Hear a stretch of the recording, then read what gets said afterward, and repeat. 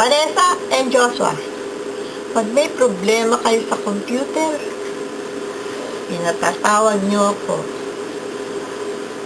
Anong klase kayong apo? Kapal ng mukha niyo. Daway lang, yan. Ayan na.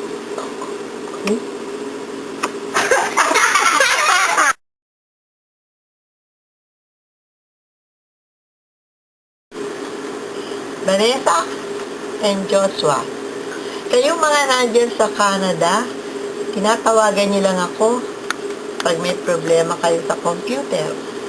Hindi niyo naman ako tinatawagan pag walang problema. Buti pa yung mga nasa New York, tinatawagan ako palagi, kinakamusta ako. Alam kasi nila, nag-iisa ako dito. Kaya, anong klase kayo na po? Kapal mukha, no?